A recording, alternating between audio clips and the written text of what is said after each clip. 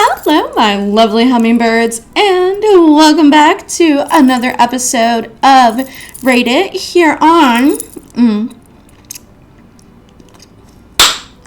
POPCulture. How's it going, everyone? On Rate It, this is a series where we cover everything from movies to shows to conventions and concerts and festivals and makeup, and I give my review, my thoughts, whatever, on whatever it is we are discussing. Now, for today's episode, let me toss this gum out. Better. For today's episode, we are going to be discussing and covering none other than Queen Charlotte, a Bridgerton story. So, dearest listener, dearest viewer, welcome. If you want to reapply, if you would like to copy this gorgeous makeup look, you can do so by following the link in the description for this gorgeous video. And yeah, the makeup look is based off Queen Charlotte's color palette. A lot of blues in this season, well, I guess spin-off of Bridgerton. And a lot of blues, a lot of like pasty yellows and silvers, so that's kind of the vibe I went for. And of course, gold, because she is regal, she is the queen, she is all things luxury and perfection. Anyway, this spinoff has me in a chokehold, as I'm sure it did a lot of people that got to see it. A lot of people on TikTok for sure were going crazy. I know everyone's favorite TikTok sound was sorrows, prayers. And it was definitely one of mine. She talks about, like, mind you, if you have not seen it yet, major spoilers. All the spoilers are going to be in this episode of Rate It, so I would suggest going to tune into Queen Charlotte first and then tuning into this episode. Now, let us start off with how many episodes it is for the season. I don't believe there is going to be a season 2, as I think the spinoff is supposed to cover everything that happens in the interim between season 2 and 3 for Bridgerton. The season list, the episode list is as follows. Episode 1 is Queen to Be. Episode 2 is Honeymoon Bliss.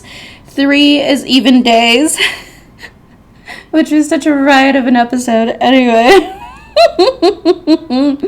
4 is Holding the King. 5 is Gardens in Bloom. And 6 is Crown Jewels. Now, caffeine first.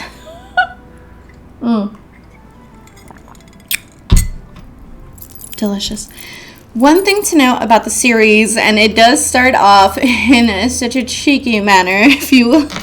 It does start off with a quote that says, "History inspired by fact, all liberties taken by the author are completely intentional. Enjoy."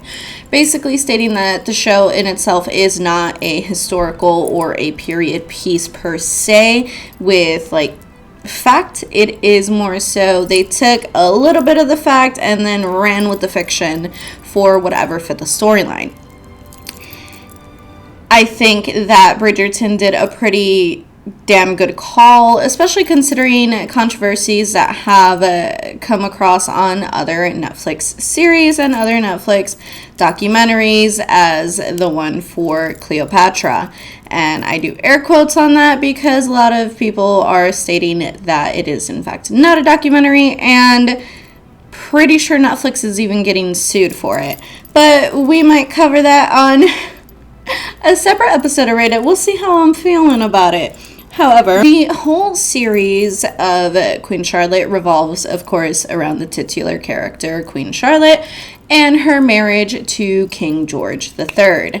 Now, yes, both of these individuals are actual historical figures. Queen Charlotte did marry King George III when she was 16, and he was 22 after he took the reins for the crown when his grandfather passed away. And in the series, one of the, I can't even say running gags, but very tongue-in-cheek moments is because the entire spectacle of Bridgerton as a whole is how the queen is the matchmaking, divine, true, all-knowing for the diamond of the season.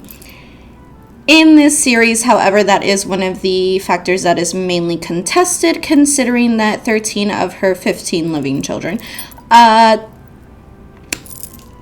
not married and have born no legitimate heirs, except for one. Well, not exactly, but the royal princess was pregnant and died in childbirth.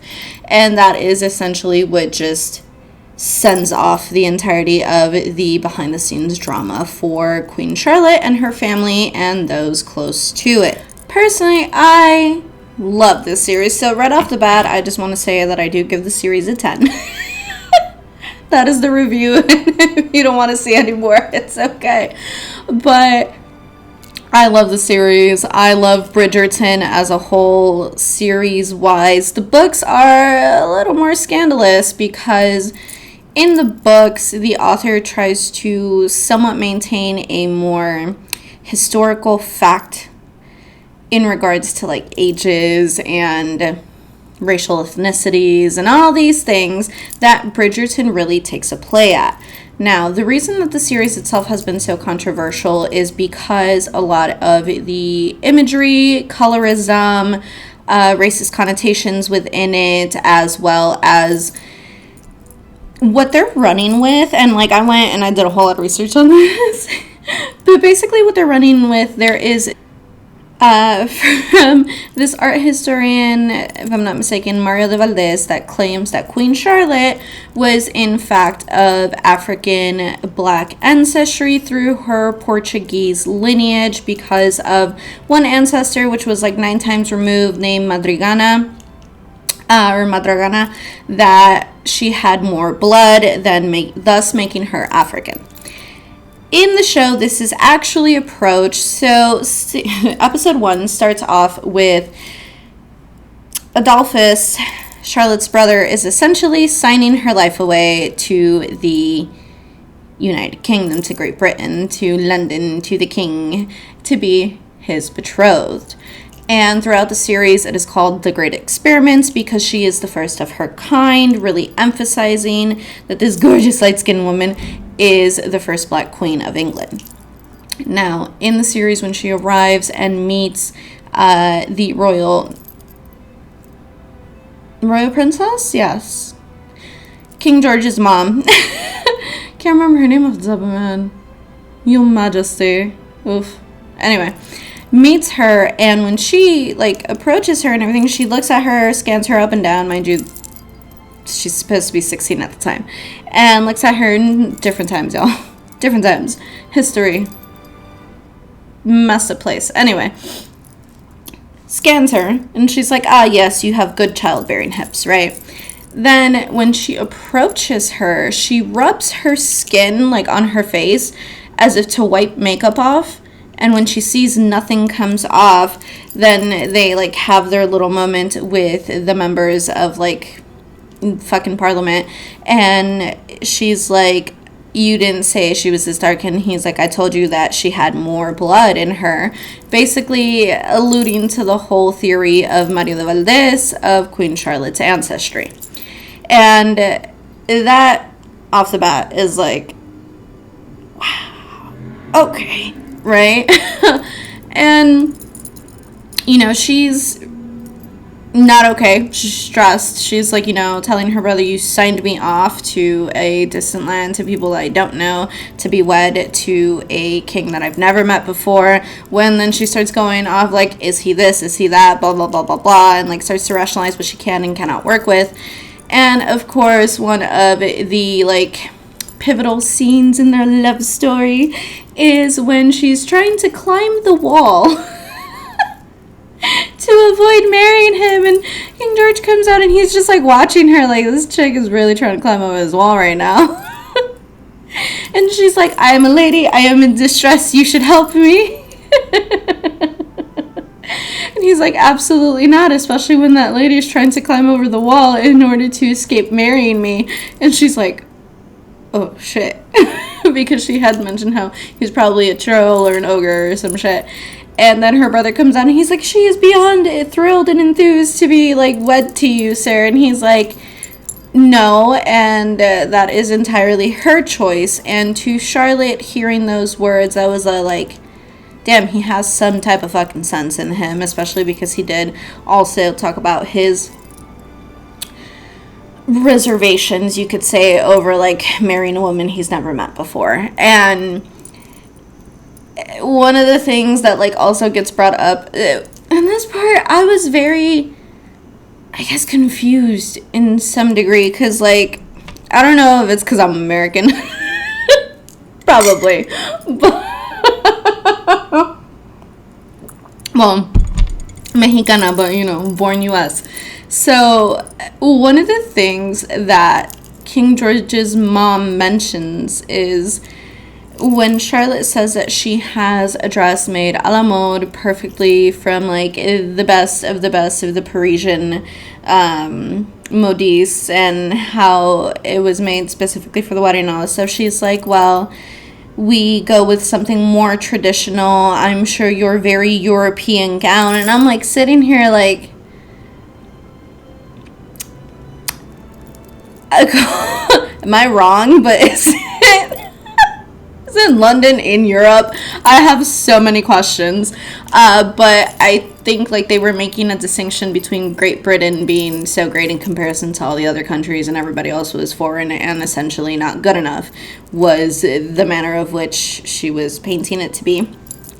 Very confusing. I was like, but you are Europe. You are in Europe. What? Anyway. So she looks at her brother and she's like, all right, yeah, cool. I have to change first, right? Because obviously the dress now that she had for the wedding, which very plain, very traditional. I didn't like it. So she goes and changes. And when she changes into her a la mode, beautiful fucking gown, beautiful crown, tiara for the wedding, she looked stunning. Fucking does a fro in her hair, looking gorgeous, right? And you can see like the very big distinction, because one of the things that like her now mother-in-law and people from Parliament do prior to the wedding is they have to send out invitations for people of her kind, essentially meaning the black citizens of the town, or Bridgerton, the freaking high society. And I'm like, what is happening? What the fuck, right? And literally you have it was like a fucking flashback right into at least what I've seen here from like times of segregation, where white people are on one side and black people are on the other, and it was literally that. It was just divided.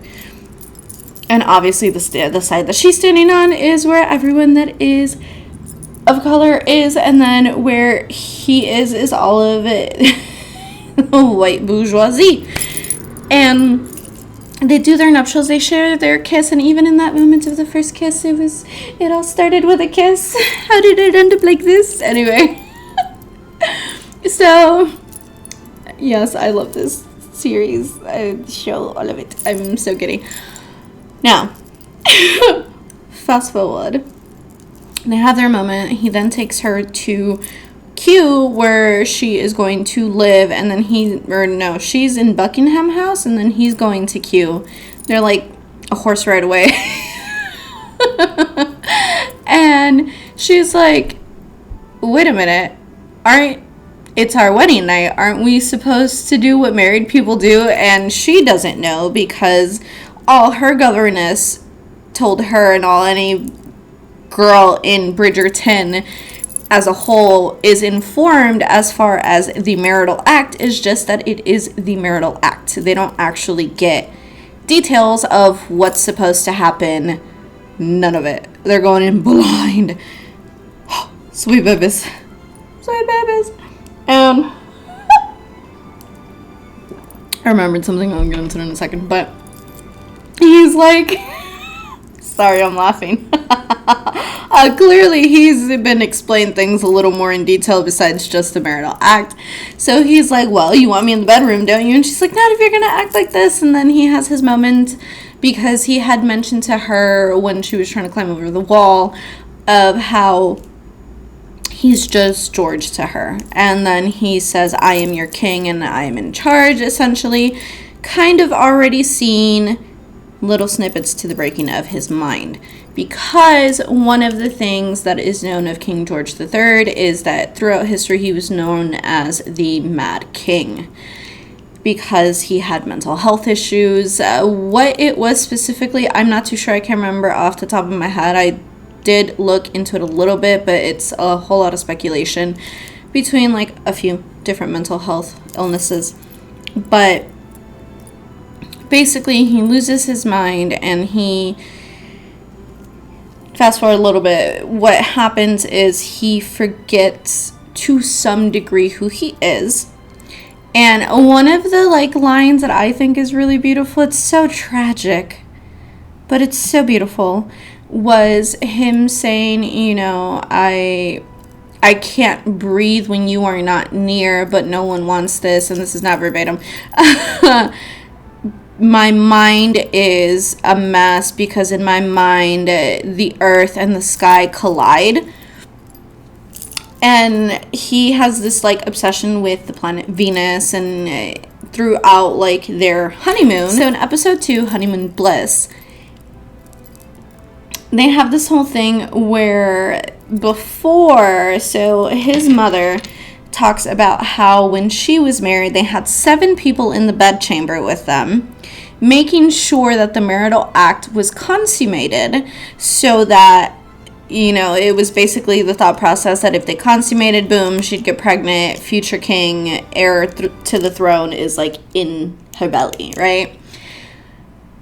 And she's like, now everything is so new age and they must have their privacy. So they are like, has it been consummated? Has it been consummated? Charlotte, then becomes very stressed because King George is just at Q in his observatory. She doesn't know he's in the observatory. She doesn't know what he's doing. Isn't really getting much of information. And she's basically woken up, dressed, changed into like various outfits, eats every single day, right? Like does all the royal to-dos, but he's not there. So she's basically just surrounded by all of the staff in the household, her servants, her handmaids, dressers, and Brimsley. Brimsley is the aide to the queen, and he's so cute. And he's like, when she meets him, he's like, walk with me, Brimsley. And he's like, I can't, ma'am. That is not the way things are done. And she's like, what? And he's like, I am always behind you, 5 paces behind you. I am always here, 5 paces behind you. And she, like, gets real snooty at him. And she's like, you are always with me, Brimsley. And if I have to use the chamber part, I can't even articulate. Oh, my God. And if I have to use the chamber pot, are you there for me? Are you there with me for that, too? And then, like, obviously they all leave, right? But she's, like, of course, frustrated because she doesn't know what the fuck is happening. And she doesn't know what she's supposed to do. One of the things, and this is super important, so enter Lady Danbury. So Lady Danbury, Lady Agatha Danbury, love her in Bridgerton, love her here, fucked up storyline, and we're gonna get into that in a second. But during the wedding, as they're leaving the reception, she holds Charlotte's hand and basically tells her, like, if you call on me, I will be there. Like, you're not alone in this kind of thing, because she is the first of their kind, right? She is essentially paving the way for the people of color of the ton. And during the honeymoon, she's like, okay, you know, what activities can I do? And Brimsley's like, Queen Charlotte, you can't do anything, Your Majesty, because you're supposed to be in your honeymoon. And she's like, you cannot tell me what I can or cannot do. And he's like, well, I cannot tell you what you cannot do, but I can tell you what you cannot do and how to do it well. And she tells him, you know, is Lady Danbury someone you can trust? And he's like, she is very discreet. Mind you, that is a theme for this. I have my very mixed feelings about all of her storyline, but we're going to leave that alone for right now. Anyway, she comes over, and which is already fucking scandalous, because what everybody knows in Bridgerton is that everybody on staff always gossips. And so she goes, visits her. Obviously, freaking Parliament finds out. Everyone's like, I can't believe that, like, she had a visitor. Is the marriage not consummated? Is it not going well? King George's mom then takes this opportunity to essentially challenge and barter with Lady Danbury for information for exchange of things, right? And Lady Danbury goes, and they talk about it. She basically is the one that gives Queen Charlotte a sex ed course, a crash course on sex ed. Because she tells her, she's like, oh, you know, how is the honeymoon? And she's like, oh, it's excellent, it's perfect. And then she looks at her and she's like, it's okay to admit that, like, it was horrible. And she talks about how hers was horrible and all that stuff. And she's like, but as long as you consummate it, it doesn't matter. And she looks at her and she's like, you do know what I mean by consummate, don't you? Because she starts going off of how he was cruel and mean and didn't want to talk to her. And she's like, wait a minute. We are talking about two very different things here. And then she tells Brimsley to bring charcoal and paper because she draws her pictures of what happens. But of course, it is done from a very... She explains to her as much as she can from what she knows. So Lady Danbury's storyline is fucked up, to say the least. And this aspect of Bridgerton has had a lot of flack because of the portrayal of not just her relationship with her husband, but her husband's character as a whole, as well as a running theme throughout the series of the darker skinned black men in the series. So draws her the pictures, and she's like, then what's the point? We don't have to do this. And she's like, I need you not to forget, this is Britain, where not long ago queens were beheaded if they could not bear an heir. And she's like, that will not happen to me. And she's like, you are still very new, you are a first of your kind, really trying to lay an emphasis to Charlotte, like, hey, you're no longer just a 16-year-old girl, you are now the entire queen. And then she emphasizes saying, you are our queen. So, draws her the pictures, all that. We're going to get into Lady Danbury in a second. Love Agatha. But she then is like, all right, fuck it, we're going to Kew because where's my man, right? Goes, he's in the observatory, shows her Venus, this whole thing, real pretty, but she's pissed. Obviously, they consummate. However, Coronation Day comes along, and or prior to Coronation Day, consummated, you know, they're elated from like getting it in, and he has a visit from his mom, and he basically snaps at her because he's like, no one understands more the pressure of being the king than I do of wearing this crown, because it is either my passions or my misery for this country. And he goes on to state to her, like, hey, you told me that I was supposed to marry her. I did. You told me not to let her know me, so I did. You told me to consummate, so I did, and goes off. And of course, Charlotte hears a snippet of this and is hurt because, like, dude, what the fuck? We literally just consummated and everything was beautiful. What happened? What is happening? Of course, she feels betrayed. She's like, oh my god, all of this was just a game. It was a ploy, blah, blah, blah. I'm being used. I don't know these people. I want to go home. Like, and in a lot of, like, from her reactions to the snap decisions that she makes, all these things, while she is a very highly intelligent individual and is very aware of, like, what she's supposed to do, her role in society, like, all of these things, you can tell through the portrayal that she is very much 16. and she is reacting in certain moments like a 16-year-old girl would, right? So in in the episode of Makeup and Motivation, I was like, it's all about staying true to you. And the reason that I said that Queen Charlotte embodied this was because to some degree throughout the series, she is able to be her headstrong self and get so much done. However, it is to a fault. And Brimsley touches upon this in one of the episodes. And so, it breaks my heart, but we're going to get into that in a second. Right now, we're just going to go through a little quick rundown of all of it. So they have their whole confrontation. Basically, George is seeing a doctor that his mother placed onto him with some very fucked up methods that they thought would help his mental health.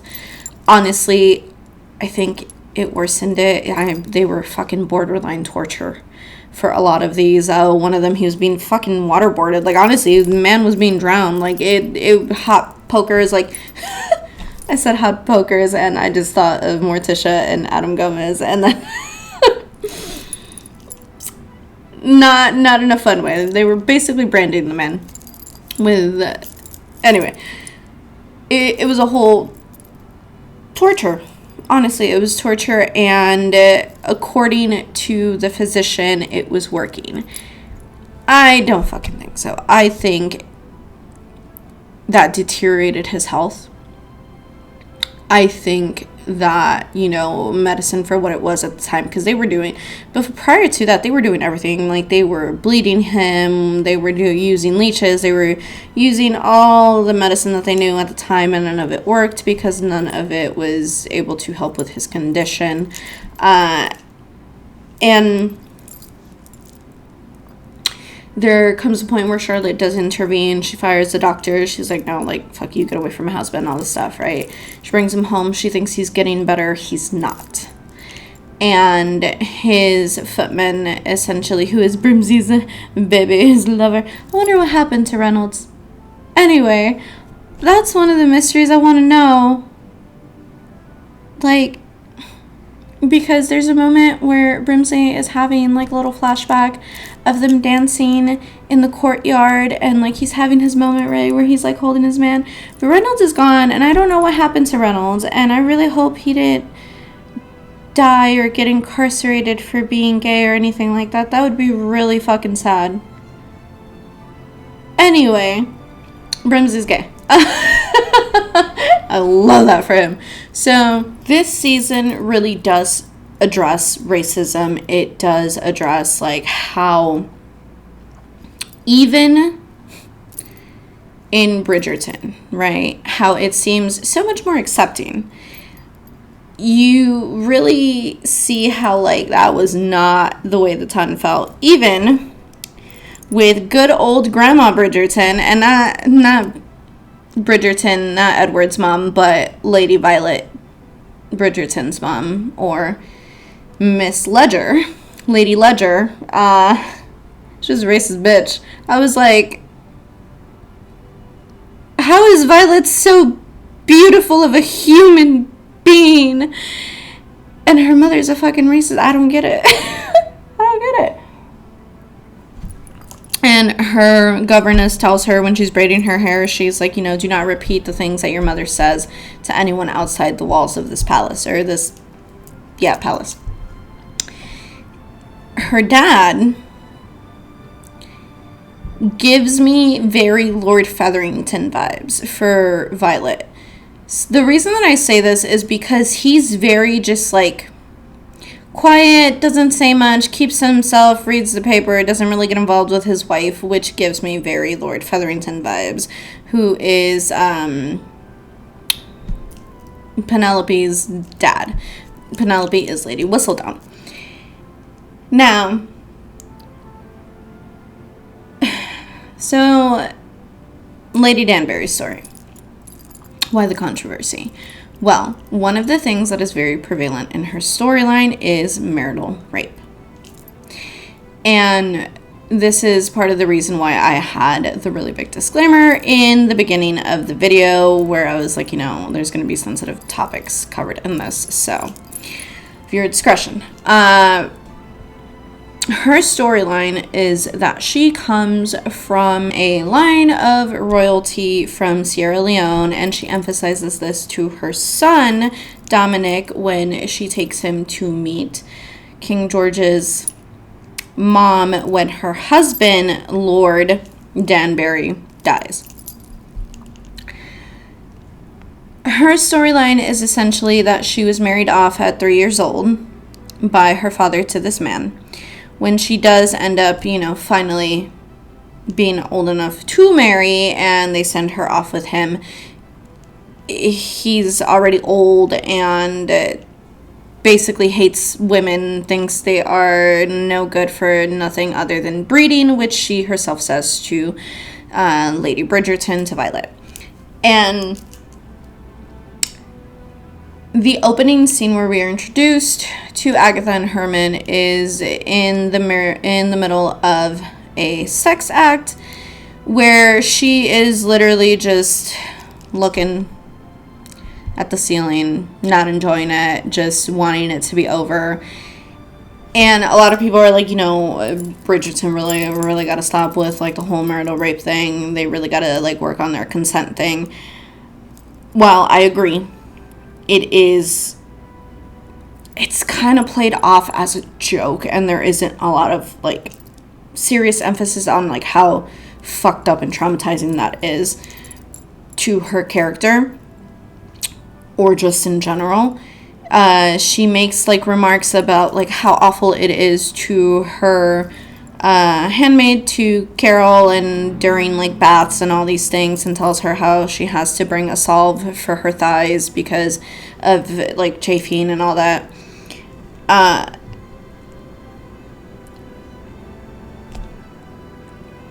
The big issue is that like it was emphasized in her character, who is a black woman of royalty, versus any of the other characters hasn't really been addressed.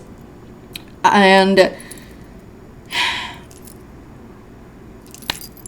well, it was a thing, and I'm sure that it is very much still a thing, like relational rape is still a thing that exists and all that shit.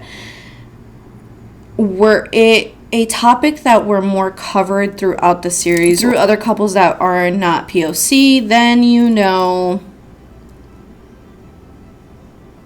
I don't know, it's a lot, and it's not easy to watch, and like you really got to like pull back and just be like, it's a show, right?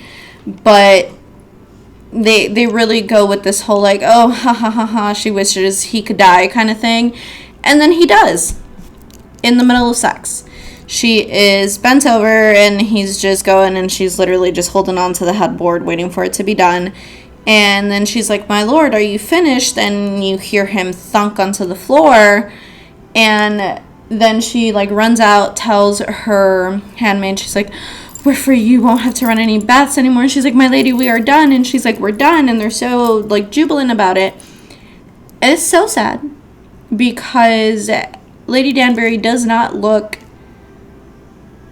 even like in her 30s at that point in time, which means she's probably still very young. Like if they married off Charlotte at 16 and freaking in season 2, I think she said 6 and 20, and she was an old spinster now. I think it was 6 and 20. I don't remember off the top of my head, but I remember I was very offended by it. I was like, I was made be a hag, but anyway, not the point. What was I saying? So she looks young. She talks about briefly how like she hates her kids because she sees them as like his kids, and she's like, one of his fat-headed babies inside of me. And it's like, it's all very like brief little snippets. There is a point where in season 2, when the Sharmas are like the main titular ladies to be in the season, right? She speaks to the new Viscountess Bridgerton, and tells her, I did this, and she said, I bore children, I loved, and she lived the life, and all this stuff, to basically tell her, fight for love. Her love is not Herman. It is not her husband. The reason that there were controversies over her husband's character as a whole is because he is one of the darker complected black men in the series, just like the Duke of Hastings' father, who was known to be very abusive, total piece of shit to his kid. Probably didn't really give a fuck so much about his wife either. And then with Agatha's husband, he's like very oblivious to matters of the ton, to the fact that like he is terrible with fucking money, that he really wants to suck up to white society, and like it's this whole thing, right? And they make him look like really goofy looking and mismatched, and they're like, how is it that she's so fucking intelligent, and he's like just not, and basically a fucking joke. I think that is, well, I don't like it. I think not just with him, but also it is kind of a running theme throughout Bridgerton that so I don't know if y'all saw, or if you've ever seen My Big Fat Greek Wedding. You're like, Monroe, where are you going with this? In My Big Fat Greek Wedding, Tula's mom tells her, Maria, she's like, Tula, you must understand that while men are the head, women are the neck, and they can move the head any way they want. And I feel like Bridgerton is really kind of running with that, where the women are the ones that are actually in charge of everything, and especially for very strong women, with Violet being an exception, the men are kind of trash. And you see it even with Anthony, he's not a fucking gentleman. He's messy as shit. And what's his fucking face? Wow, I just blanked out, and he's gonna be part of season 3 with Penelope. Blah. But same, he talks shit on Penelope, real rude. And then Duke of Hastings is very devil may care, I will never sire a child, and all this stuff, and very headstrong, and they all fuck around. I'm laughing because I remembered Queen Charlotte. She walks into her kids and she's like, no, she wants a legitimate heir, and she's like, not 50 illegitimate whole babies. She's like, what'd she say? Spinsters to my right and whores to my left. I was like, them. No holds barred, lady. But it's one of those things where, that is very much a running theme, because even, as I mentioned, Lord Featherington,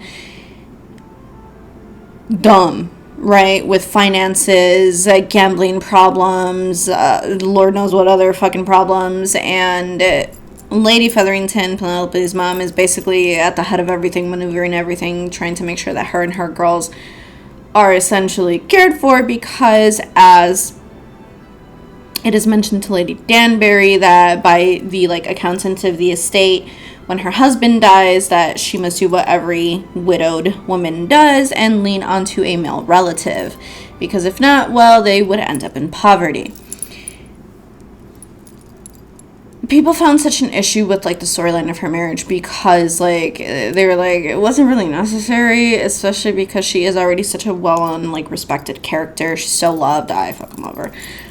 But also because Agatha and Violet's dad do the no-no. They have I guess it was a one-night stand, sort of. They had feelings develop throughout, because they would go on walks together, and it would be a lot of stolen glances, and he offered her kindness. Really shouldn't give a fuck about the passing of her husband, but, society, everyone's oh, during the time of, her husband's passing.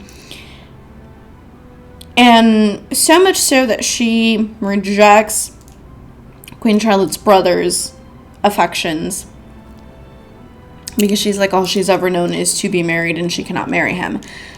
I don't think that she chose to not marry Adolphus, and like, this is just my thought process. Well, I do think that it was a very empowering moment for her to have the realization of like, damn, I don't know what it's like to not be married, and I, you know, that whole realization of I want to be my own woman. Absolutely, she's a very strong and independent character, but I do feel that how hard and how fast she fell for Lord Ledger was a big part of why she chose not to remarry.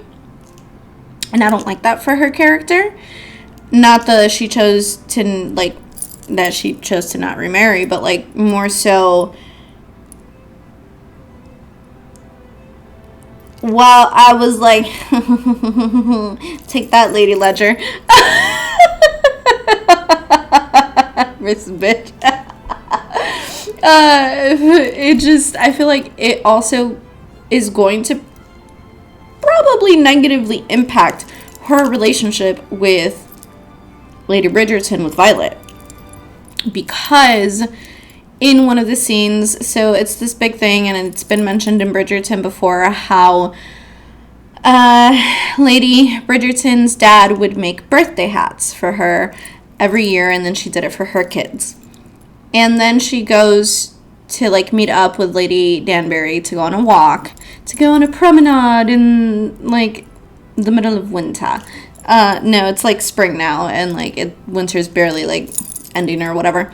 And she finds the birthday hat that her dad had made for her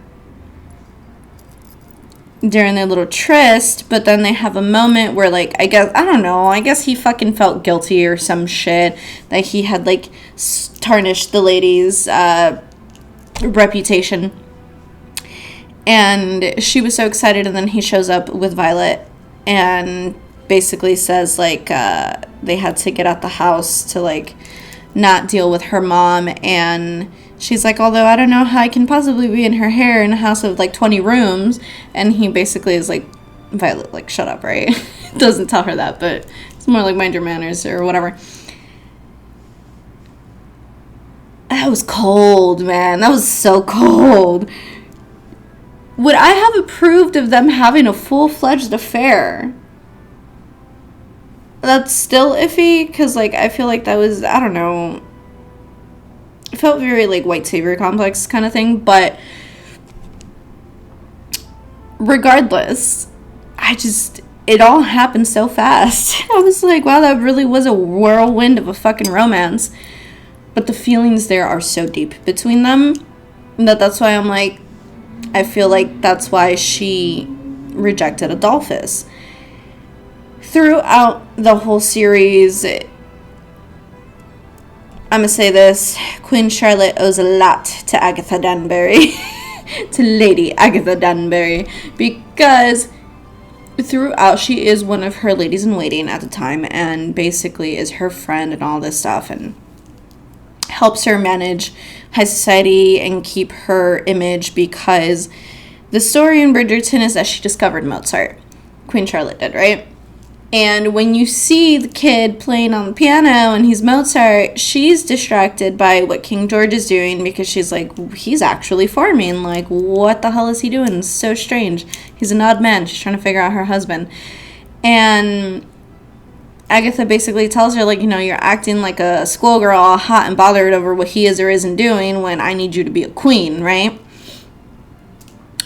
And basically hushes up the other ladies in waiting who are not really the most receptive to her because she is black.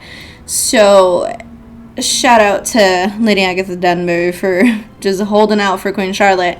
Really fucking holding out for her. Now, there is this whole theme throughout Bridgerton of, like, a lack of sexual education and really not being able to discuss such things. I think the most, like, whole thing that we get to see is when Benedict goes to, like, the artist's house and, like, everybody is basically a fucking orgy. Besides that, and when Simon tells Daphne, like, you're allowed to touch yourself, and she has, like, that whole moment, there really isn't a lot of conversation around it. So much so that even, like, the older women in high society that have already had babies and married and all that don't even really feel comfortable approaching such topics of conversation. You see it when Lady Violet Bridgerton tells Lady Danbury, hey, my garden is in bloom again. And she's like, oh my god, your garden is in bloom, right? It's such a thing. So many floral references. So cute. Anyway, I think they're adorable. Which is why I really don't want their friendship to be ruined. I don't want it. That would fucking suck. Also, the matchmaking just would not be the same without them involved. Because I love how it's like, it always seems like Queen Charlotte has the hold of the matchmaking, but really they're just doing everything behind the scenes. Love that for them. But that brings me to the other topic of conversation, which is Queen Charlotte being, as Brimsley put it, a queen frozen in time.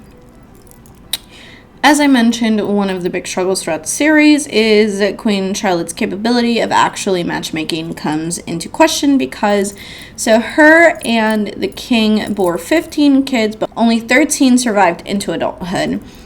And she has 50 legitimate grandchildren, which I'm just like, wait, is that actually historically accurate? Because if that is dumb. It's a whole lot of illegitimate relatives to the royal family. Today's current royal family, because Queen Victoria is, like, married to one of Queen Charlotte's kids. Anyway, that's the... I think it was Victoria. Pretty sure. There's a thing here if I'm wrong, but... Basically, what happened is there's a moment where, you know, after she tells her kids, like, your fucking duty now is you have to give me a grandbaby.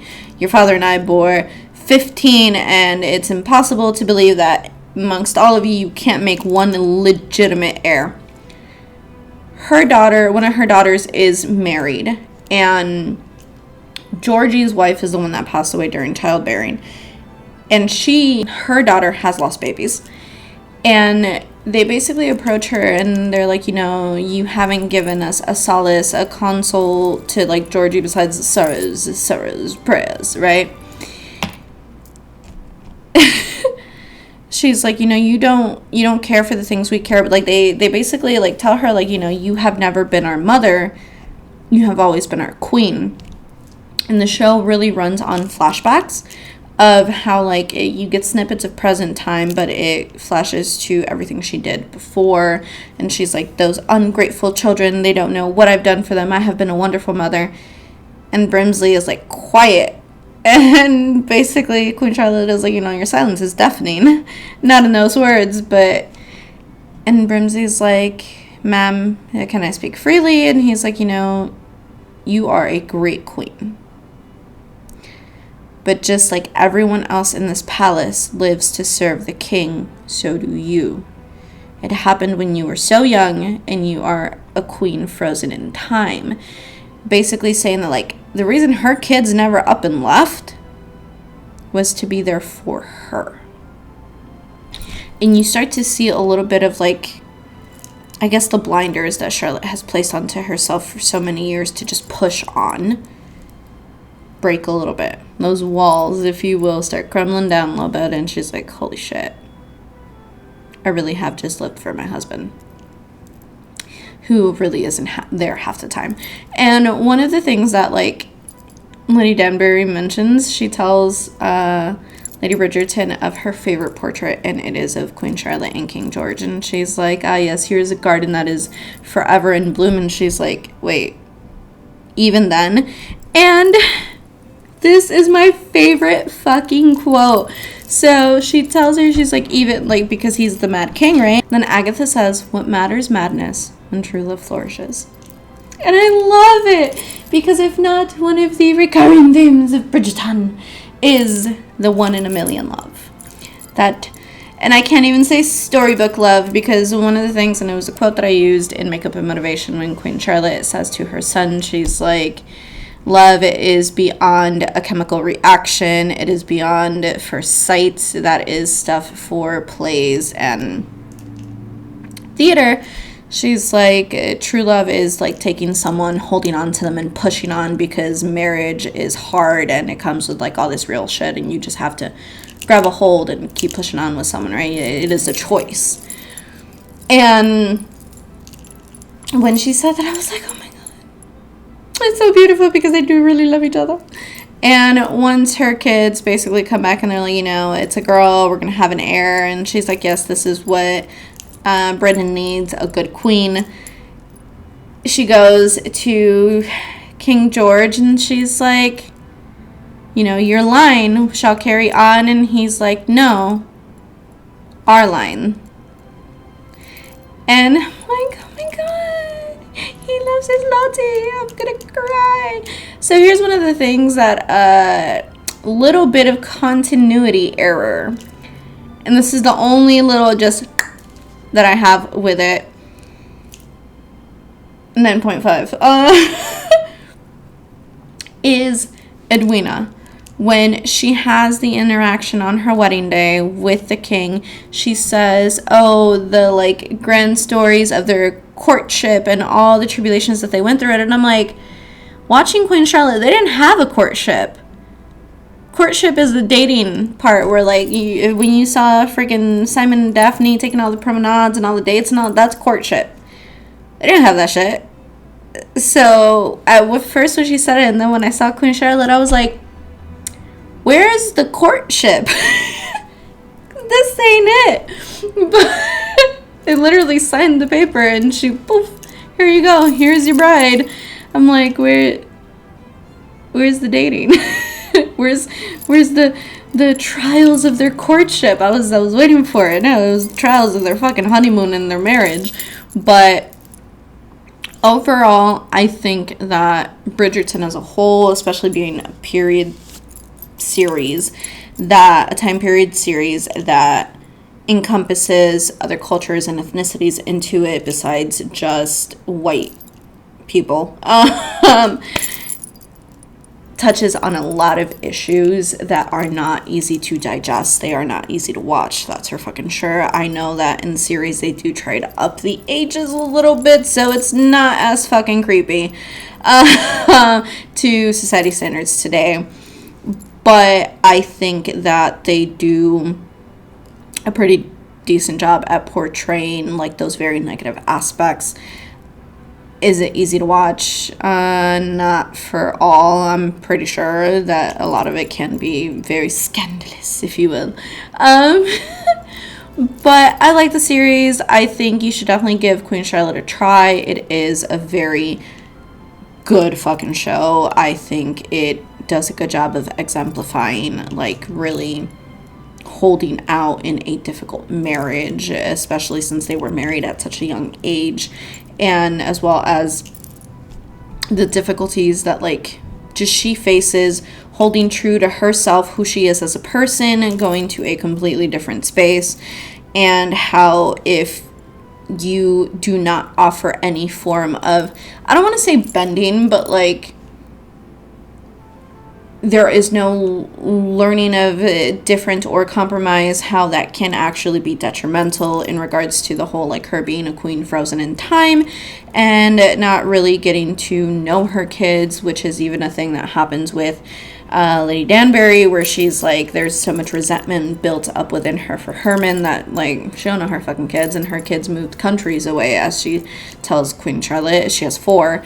And then Lady Bridgerton is like the complete opposite, where, like, she loves her kids and she had the best love and all this thing, which can also show the disparities between, like, the POC people of Bridgerton and the white people of Bridgerton. How, like, you know, she has, like, this gorgeous love story and everything seems perfect and all these gorgeous kids, and then, like, the Queen and Lady Danbury have very tumultuous situations at hand. But alas, it is, as was stated in the introduction of the show, it is not actual historical fiction. It is not a documentary. It is fiction based on fact. So that's it for you for today, my lovely hummingbirds. It's not a 10 in my book. I feel like it's crazy because I love the show and I would love to give it a 10. But I feel like I have a lot of questions for it in regards to there are some things that I felt could have been expanded a little bit more, some things that could have been a little differently. What do I know? I didn't write the show. Shondaland, hire me though once the strike is over. Anyway. Wait, is it going to affect Bridgerton? I don't remember. I don't think it was. Anyway. If you don't know what I'm talking about, go watch Makeup Motivation. I touch on what the strike is all about. But that's it for me. That's it from me for you for today, my lovely hummingbirds. I hope you enjoyed today's episode. I hope you enjoyed the makeup look. Let me know if you recreate it. That's the fucking word I was looking for in the intro. If you recreate it. What did you think about Queen Charlotte? If you watched it, if you didn't, let me know why you haven't watched it. If you're like, not my thing, that's cool too. But yeah, leave some little crowns in the fucking comments if you saw this episode all the way through. That's it for me for you for today. I love you all so much. Les mando mucha paz, muchos besos. Y les recuerdo que miren hacia la luna. Sending you much peace, many kisses, and reminding you to always look up at the moon. I love you all so much. I'll catch y'all on the next one tomorrow for the new episode of Makeup and Motivation. Where we're going to cover some other things. But what are your favorite Bridgerton quotes? What are some of your other favorite period pieces, if you have them? As I said, my favorite quote is, "What matters madness when true love flourishes." But that's it. I love you all so much. Catch you on the next one. Bye!